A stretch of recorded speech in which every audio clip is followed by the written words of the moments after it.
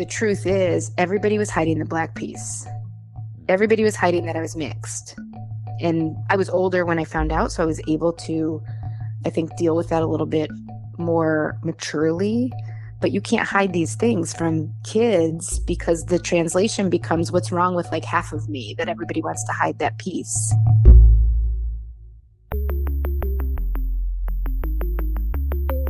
Who am I? Who am I? Who am I? Who am I? Who am I? Who am I? Who am I? This is Who Am I, Really? A podcast about adoptees that have located and connected with their biological family members. I'm Damon Davis, and today you're going to meet Bethany, who lives here in Gaithersburg, Maryland, near me. Growing up, Bethany could see differences in herself and her white family, but her parents explained those differences away, and she believed what she was told. Unexpectedly, Bethany's birth mother found her, but the woman was not prepared to discuss her past, nor reveal the truth about Bethany's true heredity. Fortunately, DNA testing revealed the one thing everyone close to Bethany was trying to hide, which unlocked the relationship with her birth father and uncovered the truth about Chapter 1 of her life. This is Bethany's journey. When we connected, Bethany told me that it had been exactly 1 year since she immersed herself in the adoptee community. She was born in Buffalo, New York, where her parents adopted her. Their family, including her older brother, 5 years older and also adopted, moved to a suburb of Chicago, Illinois called Naperville, a predominantly white community. Her parents were practicing Christians and pretty conservative in their views. The family attended church services every Sunday, and Bethany went to a Lutheran school through 8th grade. There were only 11 children in Bethany's class, and to top things off, her dad was the principal of the school. She doesn't remember how her parents shared the news, but Bethany always knew she was adopted. She said that pretty early on, she had some basic questions about why she was so different from her family. My earliest memory of feeling that I maybe looked different, and I started to inquire a lot about my roots, and I probably didn't have the right language at the time, but I'm like, why do I look like this and you look like that? That, kind of eight-year-old stuff. Mm-hmm. And I remember it in 2nd grade because there was one kid in the school that looked like me. And I thought we were going to get married, of course, and he should kiss me on the playground because we looked the same. But that's as far as I knew. I didn't know anything else. We never went into details. Really, So, really interesting. What is the difference in look for you and your other family members? So I have olive skin, huge green eyes, button nose.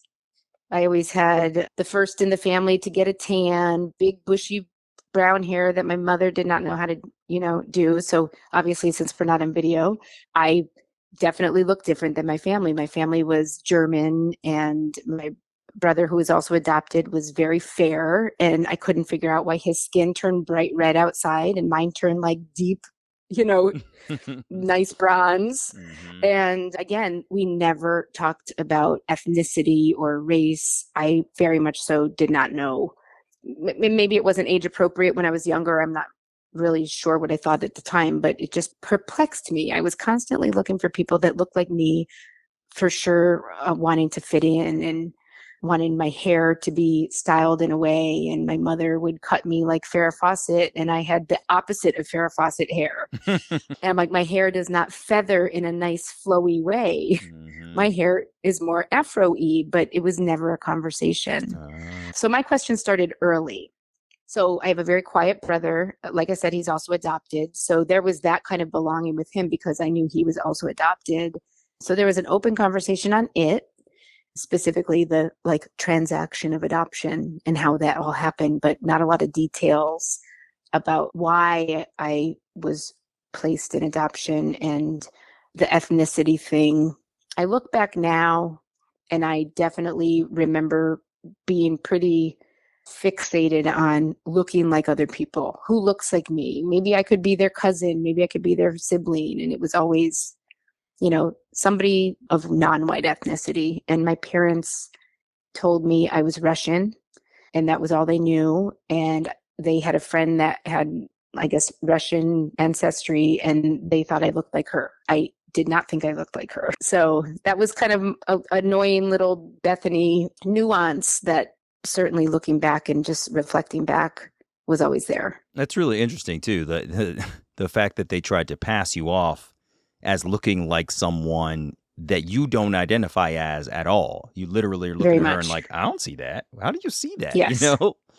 Yeah. Do you? And I know I said it in a, little girl with no filter type of way. Right. I'm positive I said it in the little girl, no filter type of way. And I brash, think I got "No, I don't." frustrated. Yeah. Yeah. What are you talking about? Yeah. Mm-hmm. But I'll let me just add on there, like loving family in terms of, now that I've met so many other adult adoptees that are sharing stories and things like that, I definitely fell into the I am grateful, I am lucky phase because I was aware that, I had very loving, like I said, Christian, pretty conservative upbringing with parents that took very loving care of me. That's Yeah. really great to hear. I love that. Yeah, for sure. And how did you get along with your family? Did you notice personality differences between you as well? I am absolutely the, odd man out in my family. Yes, I was always, cartwheeling down the street, very outgoing, athletic, wanted to be, FOMO hit me hard. I wanted to be out and about and in all the things. So I was super, super social and outspoken. And my brother was very quiet. So we got along fine. He was building computers and I was outside trying to figure out, who my next boyfriend was and how many best friends I have and what sport I was going to go, crush next. So, and my parents were always supportive of all the things that I did from, my recollection for sure. But yes, my personality was very different from, I think, like my household. I was quite loud. Yeah, very loud. My dad, I'm pretty sure it probably drove my dad nuts.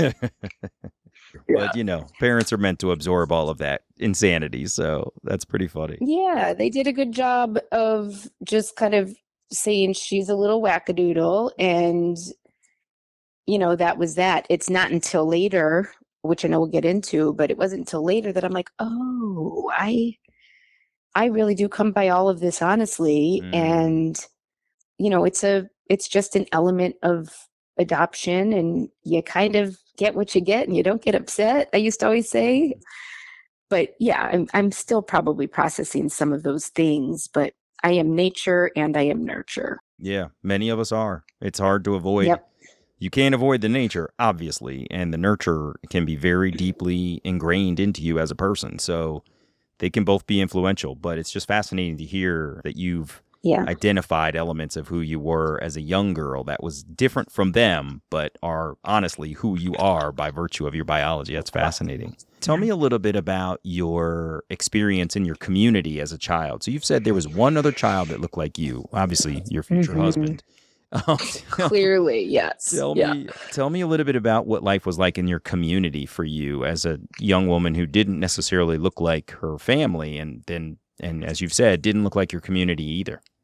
Yep. Totally. So again, small school, small, tight-knit Christian community. And my dad was a principal. And I thought everybody knew my story. I think they probably did, right? Everybody knew I was adopted. I don't look like my parents or my brother. I don't look like my family. And also, since it was small and tight, I definitely felt and I believe that people knew our stories. So I didn't have to answer a lot of questions up until 8th grade because everybody just knew Bethany was adopted because, my family adopted the kids and that was that. I did not know. There's 2 stories that happened in my community where I came across other people's adoptee experiences. Of course, there was no really note taking back then, but I very vividly remember the boy that I sort of gravitated to in 2nd grade, who I know also was adopted by white parents. And his parents were very open about the fact he was biracial. He had I don't remember if it was mom or his dad who was who, but somebody was black and somebody was white. And here, they adopted this baby. I don't know the circumstances, but I knew that. And I definitely 2 and 2, equals 4. And I look like him. So am I also mixed? And I was not, right? Because I was Russian. was the story. So my community, close knit, not a lot of conversation. It wasn't like I've met organizations now that continue to sort of nurture the families that are part of their adoption programs throughout life, right? I've met organizations now that say, you're adopted for life. Your parents are adoptive parents for life, and we're always support you. I've met those people. We didn't have that. It felt that it just was a thing and everybody knew it and nobody talked about it. There wasn't really a reason to talk about it unless, of course, Bethany brings it up. So the community writ large was a close-knit community, absolutely predominantly white. There was a Black family or two, I think, in the whole entire school, again, from like preschool to 8th grade.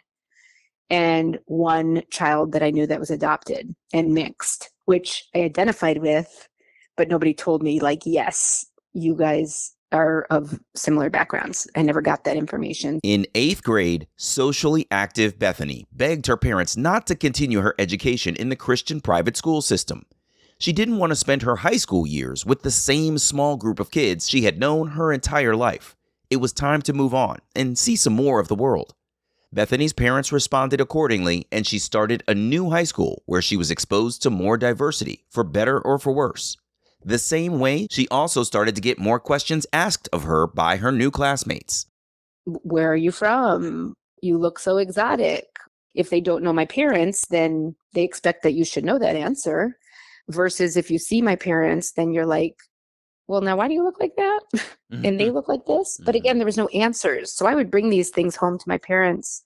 I think my memory is that I would bring these questions home to my parents. I do think at some point I sort of stopped asking. Either there could have been a little bit of internal, I feel bad, I don't want to make them upset, or I'm not getting answers anyway. So I do think I sort of subsided a little bit, but I had a little bit of my boyfriend in high school, for example, who was white, I had somebody call him names for dating me. And I would come home with that information. And I'm like, I heard the N-word today. And my parents are like, what? Why?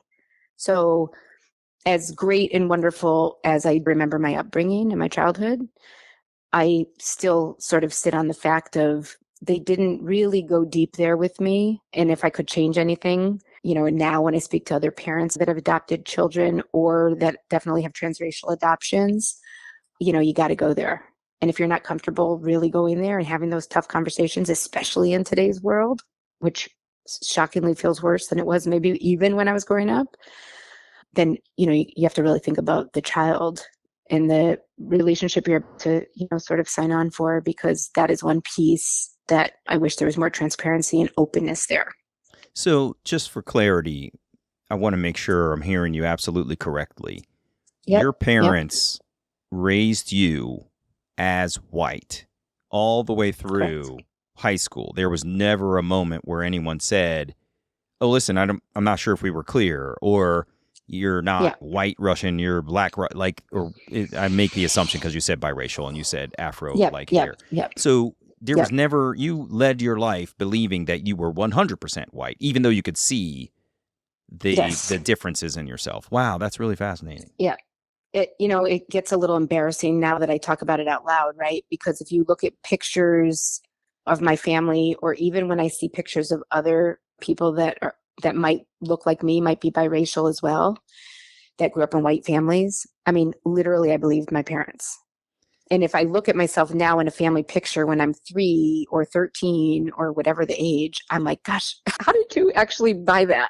Yeah. It gets a little, I mean, I'm 45, how old am I? I'm 46 now. So, but yes, and we'll get there, but it wasn't definitely until much later. And I discovered it on my own with no help from anybody in my extended family and my adopted family and nowhere did anybody along my life other than friends. I would have friends that would say, girl, you are definitely not white. And I'm like, I mean, you'd think, but that's not what they're telling me. Yeah.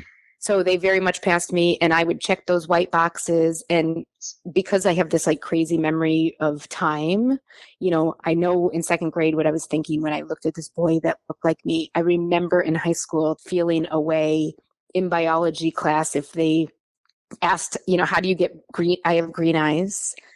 So, this olive skin, this puffy curly hair that can't be controlled. I have green eyes, and you get the looks and you get the questions and you don't have the answers. And it was frustrating. And I did get to a point, then you move into college, and I went to college in the Deep South, which we don't have enough time to talk about the Deep South and all the lessons that going down there. Imagine how confused those people are when I walk in the room and I'm like pledging white sororities because I believe that's where I'm supposed to go when I go to the, South is pledge a sorority. And they're like, you sure, girl? Let's maybe are you pull you sure? aside and let's just talk about this real quick. Yeah. And I hate to say that I sound so naive and but it is the truth. And I have to speak it because I think about the person that could be in a similar situation, questioning some of the things that they might be hearing from their parents and, taking the same steps I took, right? Checking the white boxes and signing up for the white things and maybe getting the looks or going down to the South or otherwise and blatantly being called names. Somebody called me an Oreo when I was playing basketball in high school. I had no idea. I was like, why are they saying this to me? Yeah. And I was that believing of my parents. And I was that unsure of how to have the right conversation. And we had no help, which is why I bring up how now, maybe then too, but not in my house. Now I'm aware that organizations and therapists and counselors are available to help parents through these conversations so they can have productive, real, even if they're tough, conversations about what we're experiencing so we can be better equipped to go through these experiences like being called the N-word or pledging a white sorority or right? I mean, take your pick of all the things that now I know are kind of normal questions that we get asked. And if we don't have the answers, it's very confusing and othering. And it just kind of always outside looking in, what's the truth kind of is how it manifested in me, which then I know now through work leads to other personality traits that I have, I think specifically from some of those experiences. Yeah. Yeah. Let me take a step back for a minute because I want to hit on a couple of things. One, you talked about how embarrassing it is to look back on your past and see how much you believed in that and how now how false it is. But I always try to remind adoptees, like when we're kids, it doesn't matter if you're biological or not to your parents. You believe what they tell you. Right? That's right. And when they drive it home in you and reinforce it the way that they did with you, regardless of how much you get it from the outside, the parents are the people that you trust the most. And when they're telling you something, you go, all right, but I don't know if that's right. Like you still end up believing it just because you trust and love them. And so while I can understand why you look back with some embarrassment, you also have to look at it from the perspective of the people you trusted the most were telling you this and didn't correct it. And the second thing I want to say is that while I think of this normally from the perspective of how challenging it is to make a discovery of your racial identity later in life, I'm realizing in this moment we live in the United States of how challenging race relations can be in different places, how actually dangerous it could have been for you to be in the South looking like a Black woman proclaiming some level of whiteness out of ignorance, but actually really putting yourself potentially in some danger in the wrong corners of, certain states. And so I think it's also important to recognize that people need to be able to own their identity so that they can sort of stand with the people that they identify with for safety purposes as much as just general, here's my identity as who I actually am, not who I've been falsely told I should believe that I am, That is like so powerful. I don't think I've ever really considered it or thought about. I agree with everything that you just said, and I think I've thought that at times. I don't know if I've ever articulated it in that way. And I'm so happy that you're saying that because again, that's, if we're sharing our stories now, so the next generations of adoptees and of parents and families and teachers and counselors can hear our stories so they can do just a little bit better next time if they're considering taking this same path that my parents took, right? Then that is the lesson. I mean, that is so powerful. And I never had a conversation with my parents about the safety concerns of being in Alabama like I have with my two Black sons. Mm-hmm. Right? Like my parents never had that conversation with me. I never considered what it was like. Something important also is just simple dating. So I was in college in 94 and I arrived to the University of Alabama in Tuscaloosa, Roll Tide. And nobody told me that I was literally, and there are people that probably might listen to this that weren't even born yet. I had no idea when I went to the University of Alabama that the month I arrived there, I would see this Ku Klux Klan. I would be part of deep South old school like situations, right? So there was a mixed, again, going down there confused I started to hear and wonder, maybe there's more to my ethnicity than I've been told, because if we don't know who my who my biological parents are really, maybe we don't know their ethnicity, obviously. And I started to sort of make the assumptions that I am not white. I am definitely, there's something else going on there. Sometimes I would think it could be, I definitely embraced that I could be Latina, and I would kind of go around thinking, I think I'm mixed. My college boyfriend called me his Peruvian princess. Totally no idea. And I was like, okay, whatever. So, where's that culture? Culture felt important to me. It felt important to me to know what I was. Some people may or may not care. My brother didn't care. I did definitely care. And I was, like I said, outspoken about it. But safety comment, that definitely strikes a chord with me because I did see the things that were going on down there. My boyfriend in college was Black. And we got pulled over in a police car. And I remember that police officer looking at me like, "Are you okay, ma'am?" And I'm thinking, why is he asking me that? Wow. Well, he probably is confused on who's the passenger here, because I sure the heck know now. Sure enough, if there was a Black man driving around with a white girl in the country parts of Alabama, they might get pulled over in 1994. Mm-hmm. And we did. There were towns that still had sundown laws. And I'm carting around town like I'm, can go wherever and do whatever. So I'm walking around like I'm a privileged person. And meanwhile, people are looking at me side-eyed. Yeah.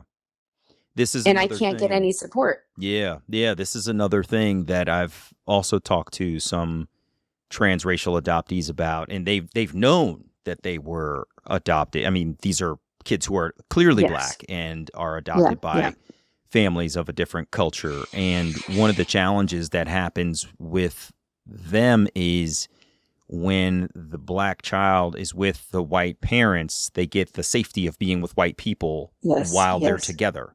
But then when that child is by themselves, they're just a Black child and they're by themselves. Yep. And so you don't get the parachute of that safety. You don't get the shield that coincides with being next to, somebody who's white in a challenging situation. So in that situation where you got pulled over by this cop, that brother might have been in trouble, quite honestly, had it not been for you. And so the fact that you ended up being a bit of his safety net because you were easily mistaken for a white woman. But, this reinforces what I was saying about some of the safety issues that coincide with racially charged situations. And this one just happened to be working out in your favor. Yeah, wow, this is really wild. It would be so irresponsible. I mean, I'm speaking, I'm a mother now, and obviously I'm like completely aware of the world that we live in, and my husband was Black and my boys totally identify as Black.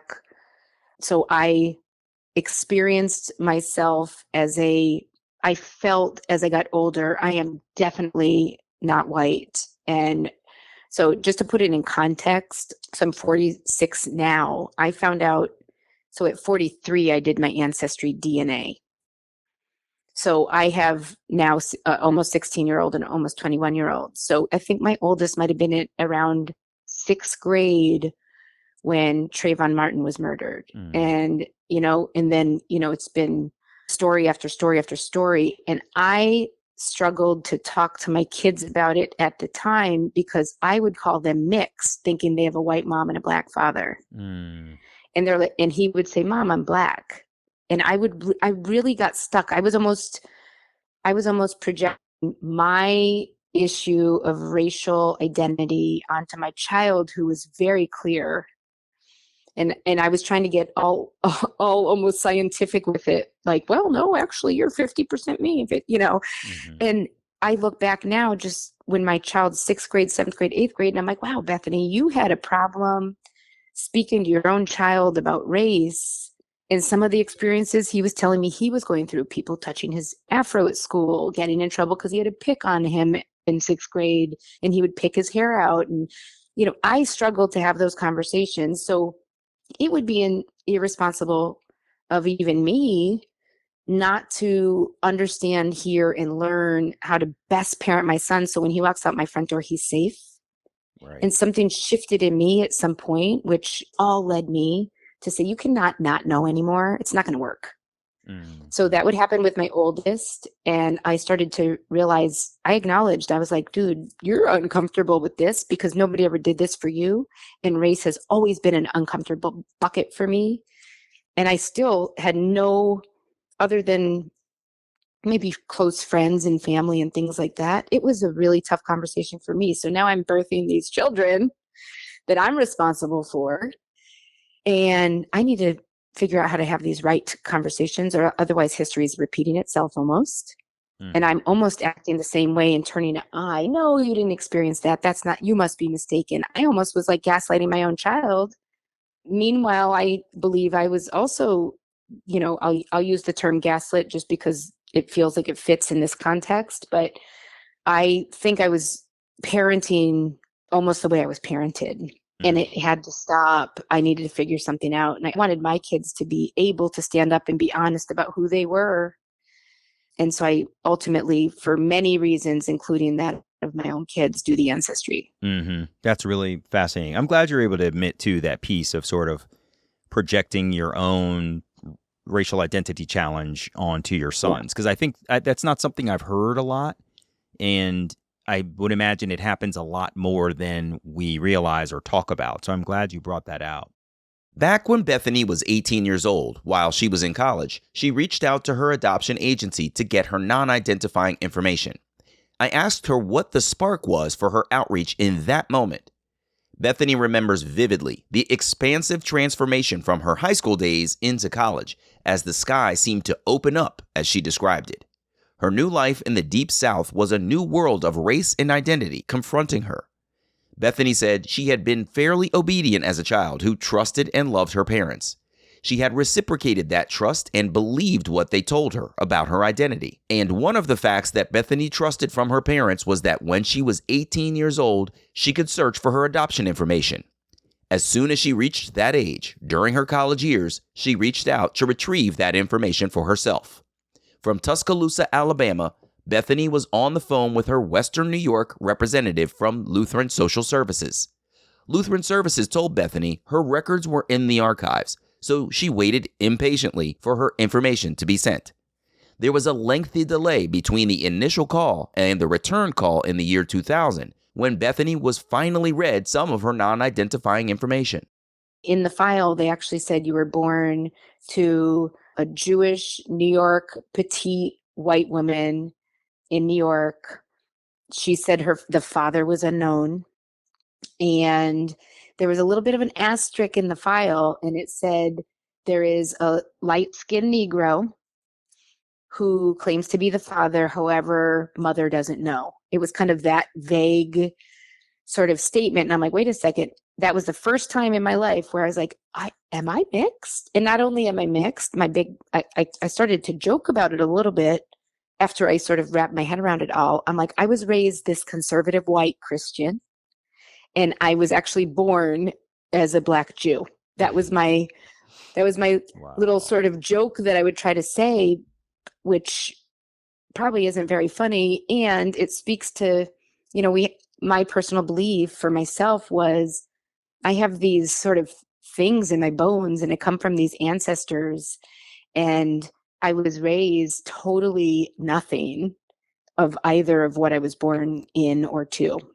That's really fascinating. Wow. Listen, you've lived this life. If you can't sort of laugh at it and say, "Oh my gosh, I can't believe this," you'll never get through it. So I wasn't going to bust out laughing, but I thought it was actually pretty funny. I know. I'm like, I was raised a white Christian, born a black Jew. Like they got me on ethnicity and religion flip-flops. Like I was okie doked. Yeah. So the adoption agency told me that information. I contacted my parents who raised me and I said, listen, I just heard from the adoption agency. And I remember telling them that information over the phone. And I'm not sure what their reaction was, right? I probably should have done it in person. You know, looking back, I would probably say that's not just a, hey, mom, dad, I just found out I was, got some information. That's probably not something that I would leave on like a voicemail or recommend somebody does over the phone, but that's what I did at the time.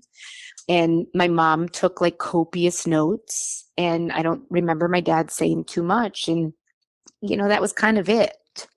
There wasn't a lot of like pomp and circumstance about this big information that I've been searching for so long and just found out some of it. Bethany kind of sat on her life-changing identity shift that she was a biracial woman. 5 years later, in 2005, she was 1 month away from getting married. Bethany had had sufficient time behind her to begin living with the fact that she was mixed and she knew at least a piece of her origin story. But one day, when Bethany was at work, she got an unexpected, life-changing call. My birth mother found me and reached out to me in 2005 via phone. Whoa. And so I entered into reunion with my biological mother. She found me, and after some rocky conversations, she was very secretive, for lack of a better word. It basically was, I wanted to make sure you're okay. I'm your birth mother. I've been thinking about you for 30 years. Goodbye. Wow. And I was like, wait a second. You're sitting at work? Yeah. I was sitting at my office, yes. And that's the call you got. That's the call I got. Yep. Let's go back for a minute. So you're sitting at work. Sure. Yes. And you're working away, and the phone rings, and this woman calls you and says, what? Hi, Bethany. I'm your birth mother. I've been thinking about you for 30 years. I wanted to make sure you're okay. And that was it. I actually said, can you hold on 1 second? And these are the days of AOL Instant Messenger. And I instant messaged one of my good friends who also was adopted. And I called my brother, who I grew up with.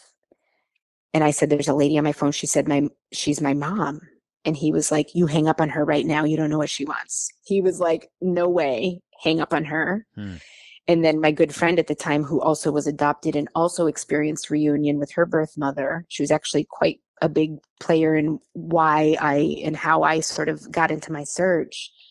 She was like, oh my gosh, ask her all these questions, get all the information. Like she gave me more like tactical things that I should be doing because I could not think straight. And by the time I came back to the phone, I think it was a very brief, like, I just wanted to make sure you're okay. And she was gone. She hung up. Yeah. Wow. How did that leave you? Horrible. I was like, you just were possibly the next best thing to those papers that were pulled out of the archives that can tell me who, why, what, because I always kind of thought that I would search and find medical records and ethnicity records. I never really had it in my head that I would ever be reunited with anybody. Reunion wasn't really a thought in my head because I don't think I ever expected that it was a reality or a possibility. So I always thought it was just information that I would be able to get. So now that I have this voice connected to totally all the information, like firsthand, because she was there, I was really upset. And we wound up reconnecting again. And she was willing to give me her email address. It was a very like reconnect again. How did you just wind up reconnect? How did that happen? I think she reached out to me again, if I'm not mistaken. And I was very much so like, this is not nice. If you're going to call me and not come prepared to like have conversation that's going to answer questions for me it wasn't fair for me at all. My family was really upset that was sort of the big reveal was nothing. I think it felt like my family was upset for me. I was definitely upset. I was also definitely distracted because the next month I was getting married. Oh, wow. I forgot about that. Oh, Yeah. my God. Yeah. So I was super distracted. And, now when I look back, now I'm older and wiser and have done self, discovery and really therapy and things like that. It's funny. My month before I got married, my right hand was totally stuck like a claw. Nobody could figure out what was going on. I couldn't make a fist, and I couldn't open my hand all the way. My hand was stuck. I went to doctor, I had nerve testing, and it didn't dawn on me, honestly, until so much later. I think it was so stressful and traumatic for me that she reached out to me, and I was about to get married, that I think I had an actual reaction, but it was never all put together in my head. My mom, nobody ever said you might be going through your body might be reacting to something right now in a way because of that phone call. Yeah. Is like a traumatic stress reaction that manifested physically. That's really wild. Totally. Wow. And nobody ever said that to me that was around me. I went to doctor on doctor, knowing what I know now and knowing how hard I work to be open with my own children. Again, this is one of those hindsight 2020 moments. Like, people live their whole lives as adoptees and don't get that phone call or have that opportunity to have that information. And I was one of the people that really wanted it. So, I don't know, just a little side note on what I know about trauma and manifesting trauma and how it definitely manifests in our bodies. I say all that now because if anybody's going through anything, females in particular with fibroids or cysts, these things can be hereditary or they could be definitely stress or trauma related. This is science. This isn't like my woo-woo thoughts. This is like real stuff. And I'm thankful for the people that have sort of taught me that, because there are possible answers now for some of the things that I've experienced that really had me scratching my head. Things made me super anxious, and I'm starting really just to unpack those now.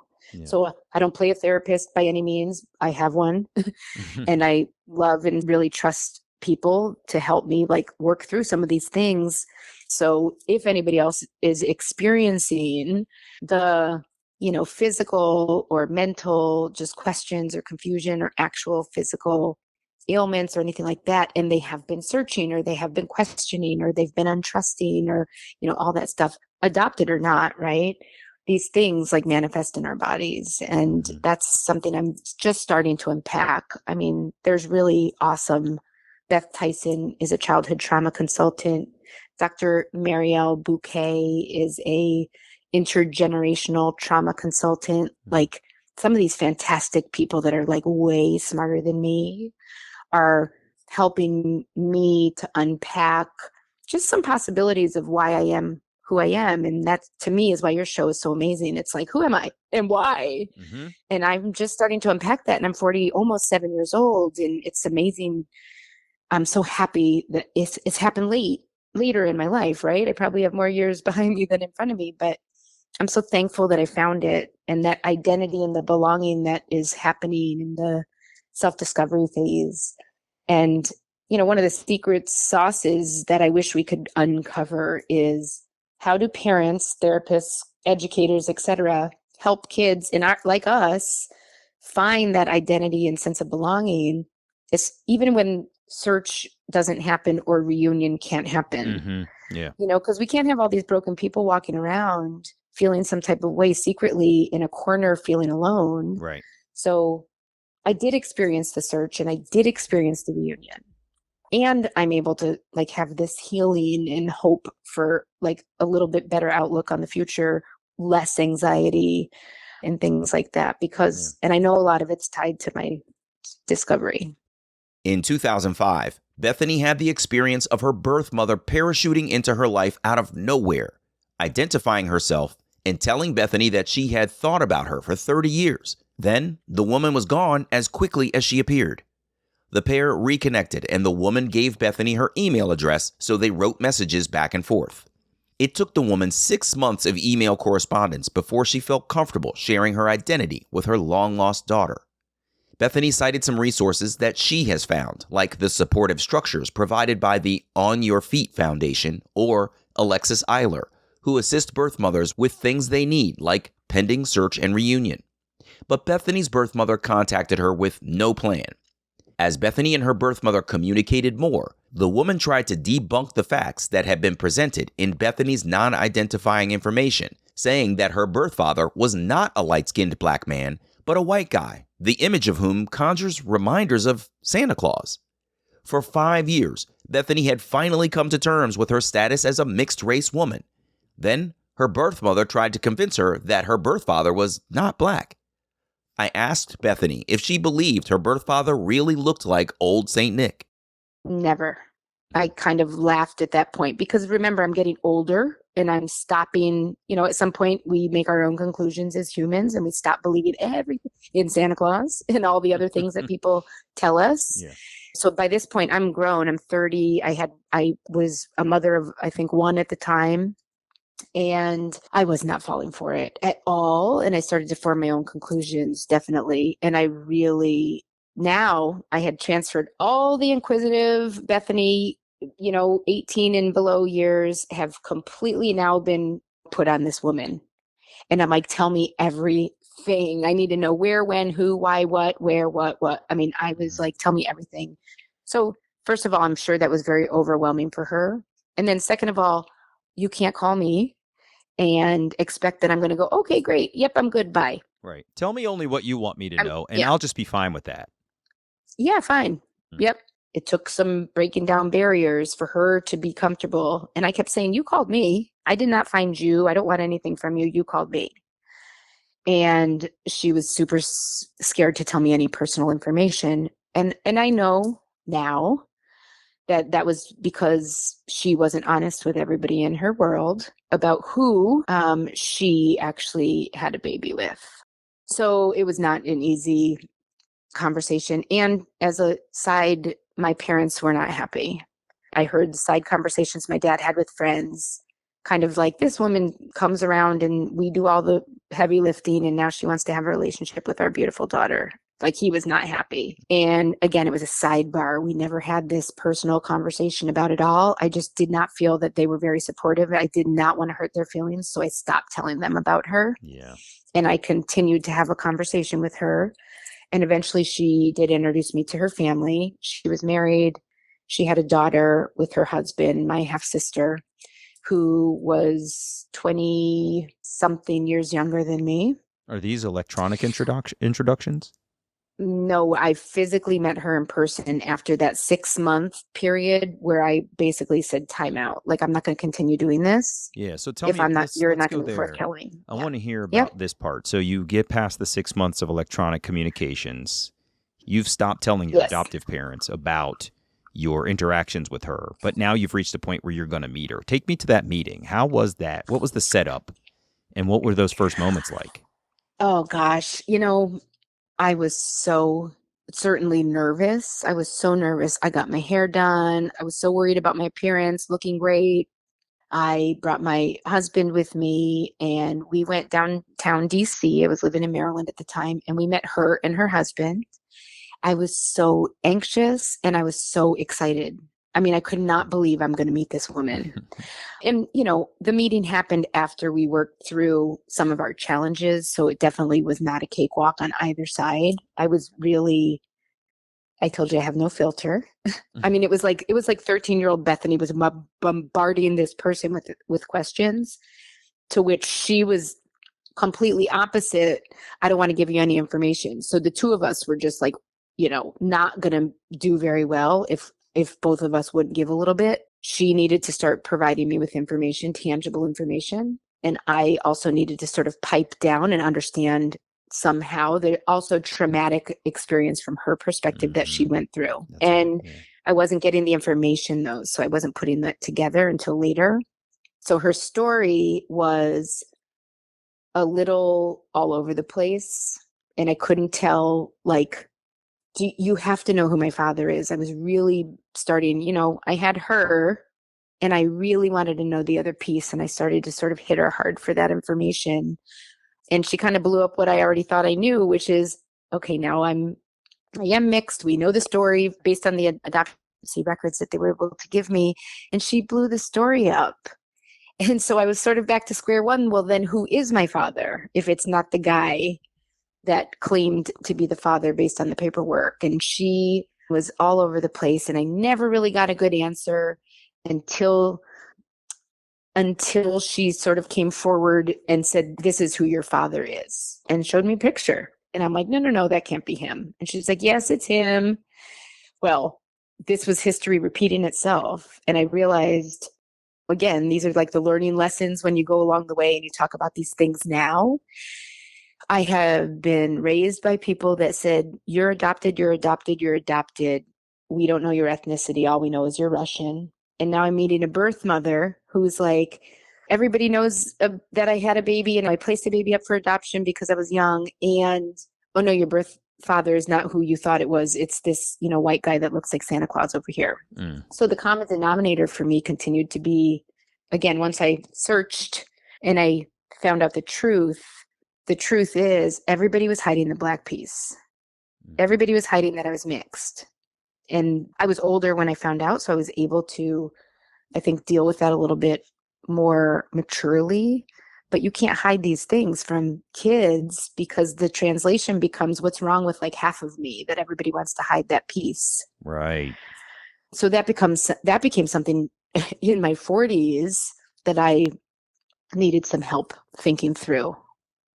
Why would my parents, who I'm so close to, who have this wonderful Christian, life, why would they hide that piece? And I had to sort of unravel some of that by myself. Mm-hmm.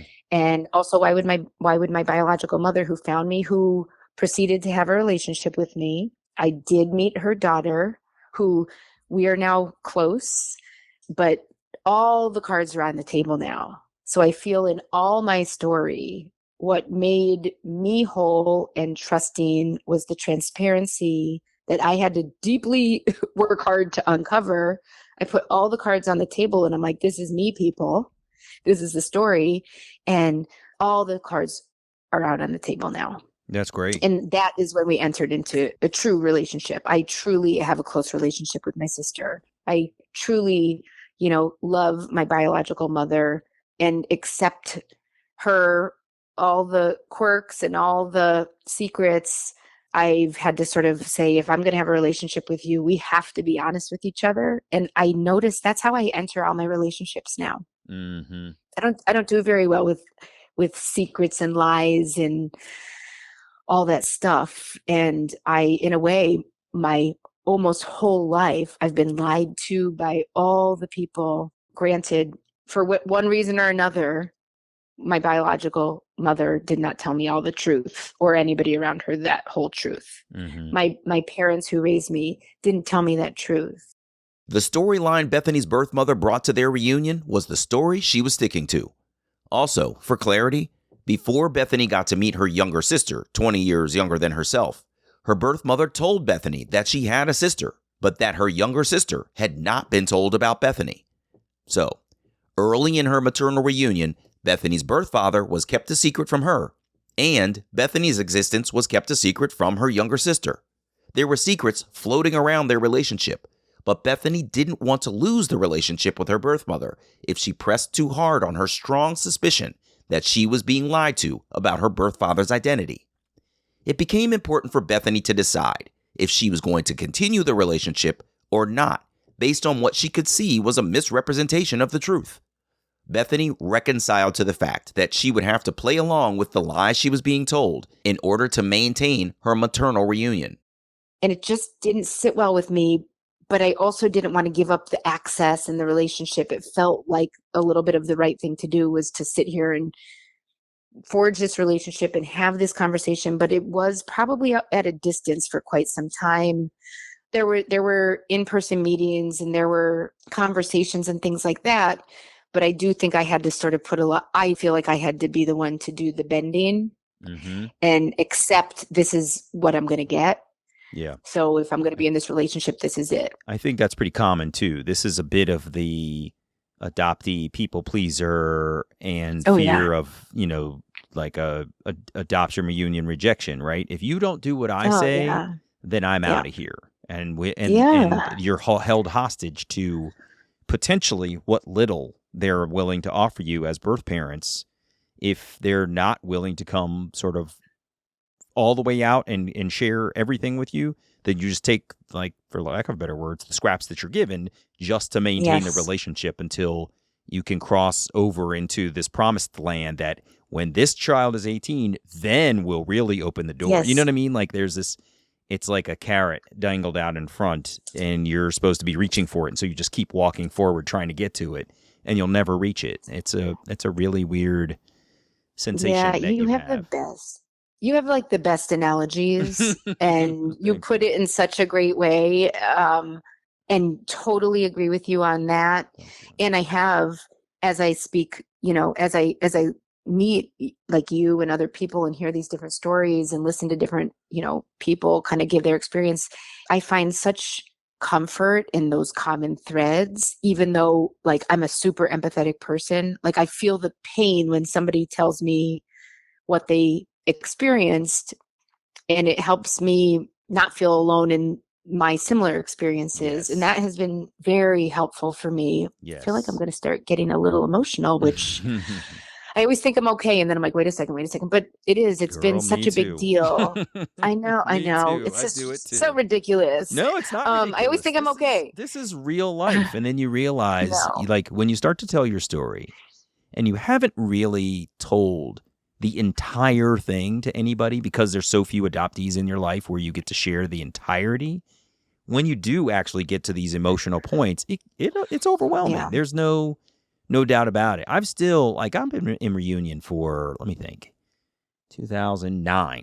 And it's like 2023. Mm. And if I sit and I tell you every single piece of my story, all the emotional parts, I will absolutely cry on you. Because it's just like, it's crazy that this is our lives. You know what I'm saying? It's just wild. It is. Yeah. And it's also crazy that you can tell me, I hear you speak it back to me, and I'm like, gosh, I've started to give myself permission to like be a little bit more gentle with myself in some of the ways that I am, and some of the things that I liked the least about myself, like my anxiety and like my lack of trusting. And there's certain things that happen, and then when you hear it repeated back, I'm like, well, gosh, Bethany, it's been a ride, right? Yeah. It's not Yeah. the just cakewalk. I mean, life is not a cakewalk. The adoptee tag for me is sort of an added layer on already life be life and all the time anyway, right? So Mhm. there's no cakewalk. And I certainly am not suggesting that poor Bethany, who has it so bad because she was adopted into this kind family, that's not it at all. But there's a little bit of a layer, just as I think there's a layer when my kids walk outside and they're Black in America. There's just added layers that I think we would do each other justice in the world if we would acknowledge, like, you may have an added layer to your human existence that might make it just slightly more challenging on a day-to-day basis to do certain things that you might have to do on a regular. Yeah. And my mom, my biological mother, like you said, dangled that carrot, asked me to withhold. I didn't want to lose the relationship. I held. And then when my baby sister turned 18, this little Chica was at my house all the time. She lived in New York still. She grew up in New York. She was like, can I come see you? Can I come see you? Can I come? Because she found out she had a big sister from her mother when she graduated high school. Mhm. And she was an only child, and she was, thrilled. Oh. It was a great thing, and we've done so many great things together. And I do believe, I always kind of go back to what you said earlier, like, people pleaser, guilty. I didn't want to be mean, and I didn't want to cut them off, and I wasn't sure where it was all going. So I just kind of kept everybody at bay and carried on with my life with these pieces. But my sister came to a certain point like I said, she thought Santa Claus was my dad. So we had a serious conversation one day, obviously after she was 18. And she was like, I know your dad. And I said, listen, do you really think, as now a young woman, that man and your mother made me? And she was like, actually, I was kind of wondering. So she saw it. Yeah. She's like, yeah, I was kind of wondering. And I think my birth mother thawed out little by little when she would introduce me to the family. And they were like, okay, this is all good. And it's not a good feeling. I'm not saying that was a good thing. It was a horrible thing. I don't think she was fully comfortable with me until all of her immediate people were fully comfortable with me. Bethany moved to California to start a new life after her divorce in 2017. In a new place with new people, she got the same old questions about where she was from and the derivation of her exotic looks and questions about her identity. Bethany's new boyfriend asked the same questions and got inquisitive about how her birth mother didn't know who her birth father was. He even met her biological mother and eventually asked how Bethany's birth mother could not tell her the truth. The can of worms was open again, and Bethany and her birth mother repeated the conversations they had had over the years. Bethany convinced her then boyfriend to let the conversation go because she and her birth mother were not in that space and she didn't want to rock the boat with his new inquisitions. In 2020, George Floyd was murdered by the police in Minneapolis, Minnesota. I sent my birth mother a text and I said, I want you to know I live my life as a woman. I live my life as a woman of color. I live my life scared for my 2 Black children. And we don't talk about this. And if you love me and you're part of our lives, you need to know that my world is not your world. And I don't experience my life like you and my sister experience life. And I sent her this big long text. I was super emotional, totally charged over what was happening. And it almost came to a head, me keeping it all calm and friendly without ever really going there again with her. And I did. And I got a message back from her husband and he said, honey, you're not a woman of color. I know you're your birth father and we love your boys. And, it was this nice supportive text. And I'm like, you're wrong. He said, you're not a woman of color? Right. Because remember, he knows Santa Claus. My white birth father, who now still was the story. And I couldn't do it anymore. And my significant other who has been waiting for technology, for me to embrace the technology that was now available through these DNA searches. And he said, honey, you don't need to get anybody's permission. You don't need to wait for anybody to tell you the information anymore. You can find it out. I will also say at that same time, that June 2020, same timeline, I was moving my mother out of my father's house because my mother who raised me was diagnosed with dementia some years ago and my father could no longer care for her. So we were moving her out and I made the choice to do the test and not tell my parents because they were going through so much anyway, cognitively dealing with my mom and getting older and it was too much. So I made a choice to do the test, hold it close to myself, share it only with my immediate family, being my sons and my significant other. And we got the results. And sure enough, I was like, this thing said I was 50% Eastern European of Jewish descent. And the other 50% was very mixed, about 11 different countries represented, of which half of them were African countries. And I officially was like, I am mixed and I am Black and I am this and I am Jewish and I am all these different things. And ironically enough, my significant other is Jewish. And I'm like, I am totally embracing all the things that my ancestors intended me to be. I am embracing all the things that my parents raised me to be. And I just immediately, after doing that ancestry DNA test, felt empowered finally for the first time because nobody helped me find that information out. Not my parents, not my biological mother, not my extended family that I grew up with. Nobody told me anything that ever would point to that truth. Yeah. It was super emotional. Yeah, super emotional information. I was proud to tell my boys. They're like, we told you we were Black, Mom. And I'm like, okay, but listen, it just was really amazing for me. And I'm so thankful that technology exists. And I'm so surprised that it took me so long to do it. And other adoptees also, I'm finding more, I'm not beating myself up over that delay to take sort of control because I didn't want to hurt my parents. Yeah. Yeah, there's a whole lot I didn't of want that. to, And there's fear too. I didn't want to Like hurt them. Yeah. you've been told you were one thing when you were a kid. And then you meet your birth mother and she tells you that you're sort of 50% of one thing, but no, that's not the real story either, because you're not, the other 50% is not what they told you. It's something else. So like multiple times along the way at big momentous moments, you've been told, nope, that's not going to be correct. So why would you even want to start to search for anything more if you feel like you're going to get even a different story? Like the confusion potential is so great that I could see why you wouldn't necessarily want to keep searching, because like you've never really gotten the truth. And it doesn't sound like it was always malicious toward you. It was just protective of other people. And like you said, everybody was hiding the black piece. And so I could totally see why you would not necessarily have been in a place to take control of the information the way that commercial DNA testing allows you to do. And a lot of people don't. They just, it's a scary box to open to learn the actual truth of what the connection is to global history. Yeah.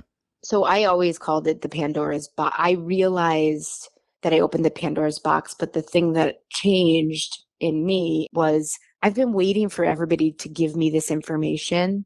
And it's like you said earlier, whatever scraps you feel safe to give me, so you're still safe in your space and you haven't blown any of your relationships or your, like in my biological mother's case, for example, your daughter loves you, your husband loves you. Like once you're only giving me what you're going to give me so you can stay safe in your safe space. And I've forgiven her like for that mentality. And I'm sorry that she didn't have the courage to stand up and say, this is what I did, and this is what happened, and this is why. I would love to see this like big, huge, strong, bold woman say, yeah, I did it. Like I'm a woman of the 70s and I crossed over and had a baby. And, I think I wanted or expected that story, because we make it up when we don't know it. And I think I grew up making up so many like grandiose stories about probably what my parents may have been. And then when I actually got there, I was like, wait a second, why are you hiding the truth? So when I uncovered it, she found out. And it turned into a big traumatic, like anxious moment for her, panic attacks and the whole thing. Oh. And I really had to, again, I'm now meeting new people in the constellation, like birth mothers. And to your point, everything that everybody did in my story, I believe for the most part was to protect everybody else potentially, except for me. She was protecting her daughter. She was protecting her husband and her relationships and who people thought she was as a woman, as this birth mother. Also she had to give up this baby. And, there's a whole story there, and I'm happy to share that too. It's like almost part 2 of Who Am I? But there's a couple key things that have happened that we haven't touched on. So I want to make sure to just say them. So number 1, you can kind of get the full picture. And then number 2, if anybody else is experiencing anything similar, of course, I just want to say it so they know I'm a resource for them or a support from them, or they don't feel alone. Before I go there, though, to those 2 points, I wanted to say everybody in my story was protecting something. And I don't believe it was malicious to me. But what I did have to grapple with, and what you and I haven't discussed yet, was, are the people in my story racist? Are the people in my story looking different at me because I'm Black, mixed, etc.? And those are really new concepts that I never had to really sit down with until I started to put this whole story together. And once you look back and you say, God, people really were hiding things from you. And the one common piece that everybody was hiding, even adopted side of the family, other biological side of the family, I mean, everybody totally wiped out the Black piece. Wow. And does that mean that my birth mother or her family or the people that she introduces me to or my adoptive family or my adopted extended family who I grew up with, and I call cousins and aunts and uncles and grandmas and grandpas. Are these people all racist? Like who? And that was hard for me to admit. And somebody said it to me one day. They're like, well, was everything as great as you thought it was?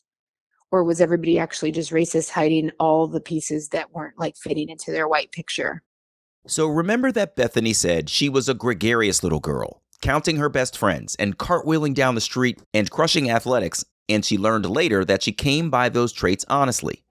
After doing Ancestry DNA, Bethany finally learned what her own identity was, something most people take for granted. So her identity there was solidified. But Bethany hadn't realized that what she was doing by checking the box on Ancestry DNA that opens her up to connecting with biological relatives was actually opening herself up to connection with her own paternal side of the family. These were people whose identities had previously been obscured, so her curiosity about who they were got the best of her. Bethany started reaching out to people, messaging them with some general information about her birth in Buffalo, New York.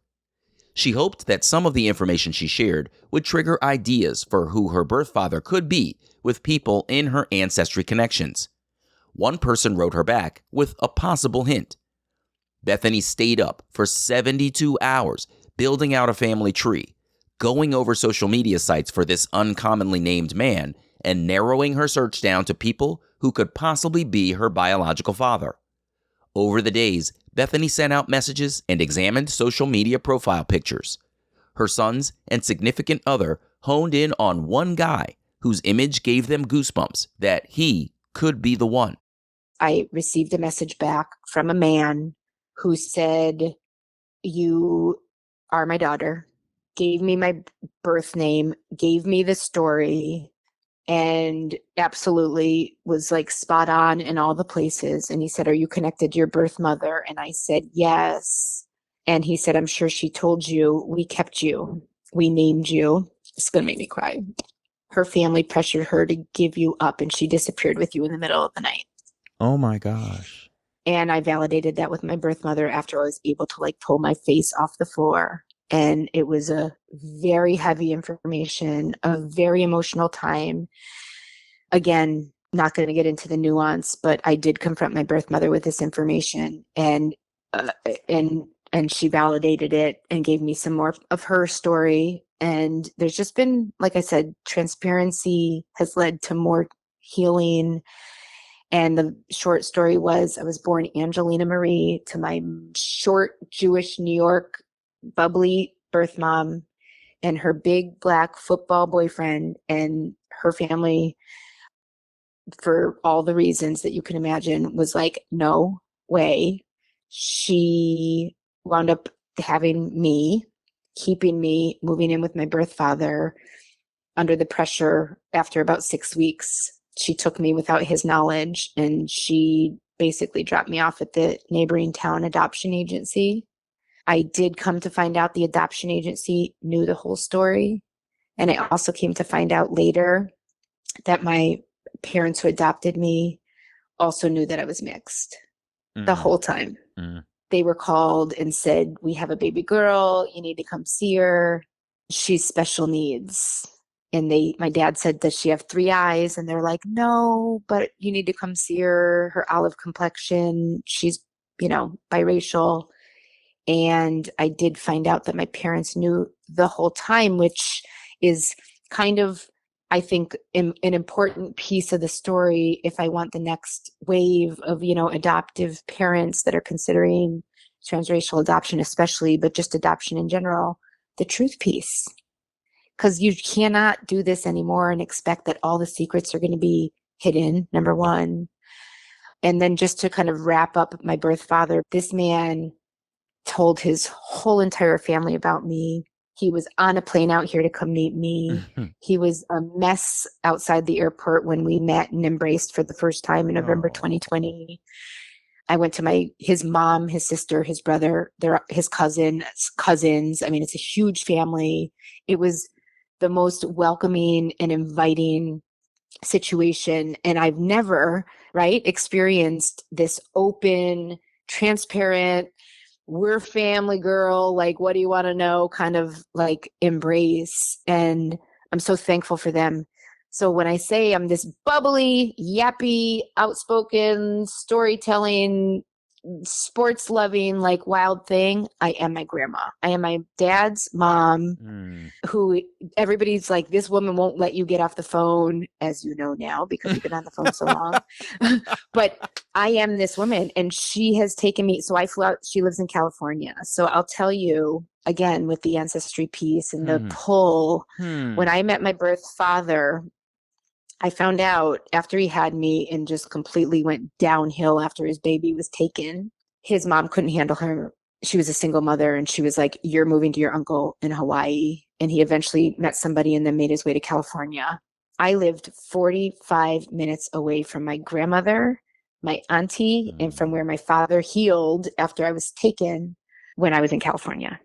And I had a charm on my necklace when I left California. One of my girlfriends gave me this little California charm. And then I also carry, I have no idea why, but I had this piece of Hawaiian coral that I received. My mom, who raised me, went to Hawaii. I told you she had dementia. We were always close and things like that. So when I cleaned her house out and moved her into memory care, I took this piece of coral off of her necklace and I put it on my necklace. So my coral from Hawaii and my little California charm were on my necklace when I'm on the phone with my birth father for the first time ever. And he's telling me about his life and what happened after me and how he went to Hawaii and then ultimately landed in California. And I said, I have been pulled out there. My grandmother was moved out there in the 80s. And I read these stories now of that connectivity and that pull and that I'm just wired in a way. And I am my grandma.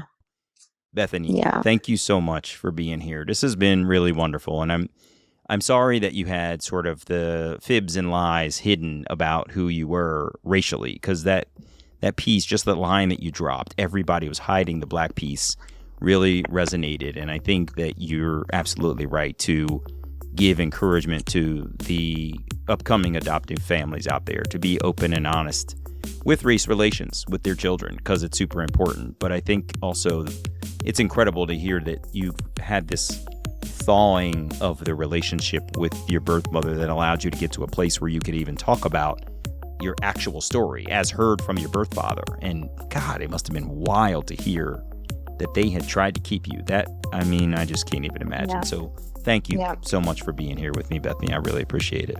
Oh, I'm so thankful for you and this platform so other people can hear and heal too. So thank you for being here, and you're stuck with me now, so keep in touch. I'm happy to. I'll see you back in Maryland, okay?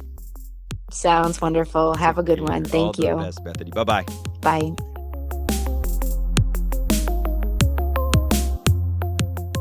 Hey, it's me. Bethany grew up recognizing she was different from her family, but believing her family's explanations of those differences. However, the world around Bethany could see her features for what they truly represented. She was a woman of color, but no one close to her in her life would say so.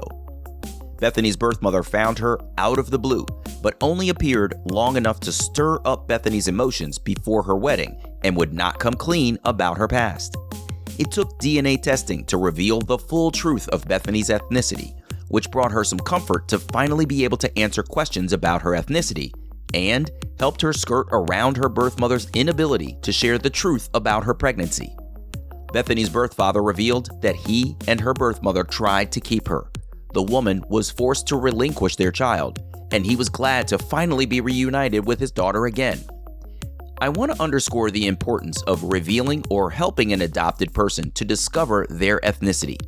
It's unfair for a person to be kept in the dark about their race, especially when the world continues to challenge them on where they come from. We live in challenging times where not every person of every race is accepted in different communities, and it can be dangerous for an adopted person to lack the clarity on their racial identity. For adoptive parents out there, if you know your adopted child's heritage and you haven't told them the truth, now is the time. Try to empathize with your child's perspective and imagine how you would feel if you were nagged by questions of your own identity.